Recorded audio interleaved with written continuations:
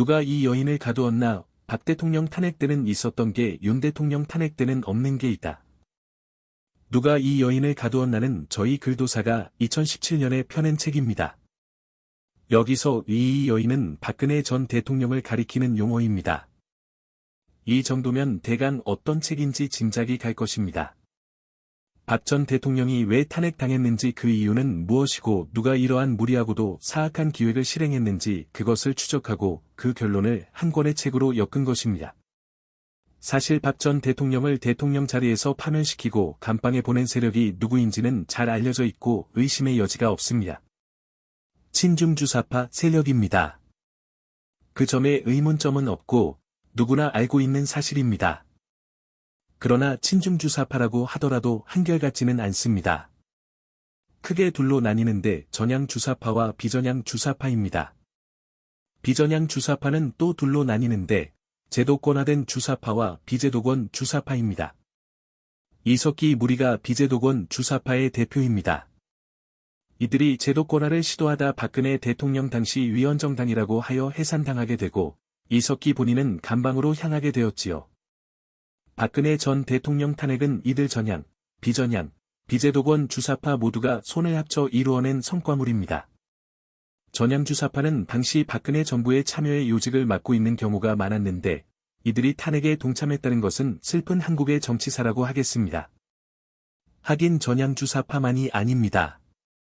상당수의 보수 세력도 이 탄핵에 참여했습니다. 오늘날 우리들이 썩은 보수 내지는 오렌지 보수라고 하는 자들이지요. 김무성, 유승민, 권성동, 권영세 등등등. 전향 비전향 가리지 않고 친중주사파가 총대를 메고 썩은 보수가 이에 동참해 이루어낸 대업이 박 전 대통령 탄핵이었던 것입니다. 지금 윤 대통령의 탄핵도 박 전 대통령 때의 그것과 다름이 없고 대동소이하다는 이야기들이 파다합니다. 전향 비전향을 떠나 친중주사파들이 손을 잡고 거기에 또다시 썩은 보수들 몇몇이 밥숟가락을 얹었다는 점에서 틀리지 않는 얘기라고 봅니다. 이번 썩은 보수는 한동훈 무리들로 대표되는 듯합니다. 헌데 저희 글도사는 친중주사파들과 썩은 보수들의 힘만 가지고는 박 전 대통령이 탄핵되고 감방에 가는 일은 불가능했다는 관점을 지니고 있습니다. 그때나 지금이나 마찬가지입니다. 그래서 다른 눈에 보이지 않는 세력이 있다는 확신하에 추적해 나간 책이 이 책 누가 이 여인을 감옥에 가두었나였습니다.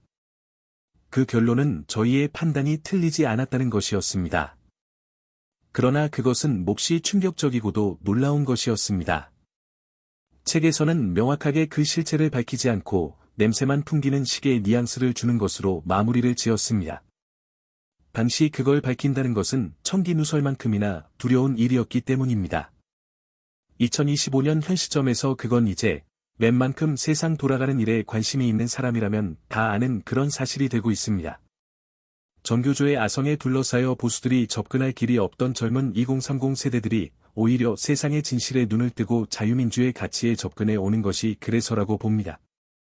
2030 젊은 세대가 눈을 떴다는 점에서 어쩌면 이 모든 것은 전화위복일지도 모르겠습니다. 결론은 이렇습니다.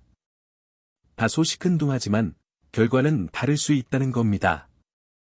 윤 대통령이나 박 전 대통령이나 탄핵을 당했고 이를 추진한 세력이 친중주사파라는 점에서 동의하며 그 절차적 과정도 매우 유사해 다르지 않습니다.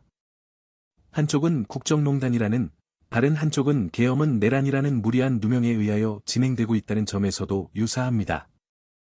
그러나 똑같은 세력에 의하여 동일한 목적을 갖고 유사한 방법론으로 진행되고 있는 듯하지만 양자 사이에는 근본적인 차이가 있습니다.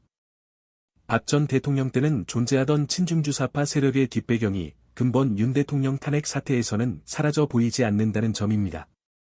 친중주사파의 뒷배경이 사라지고 없다면 근본 윤 대통령 탄핵 사태는 어떤 종말을 맞게 될까요?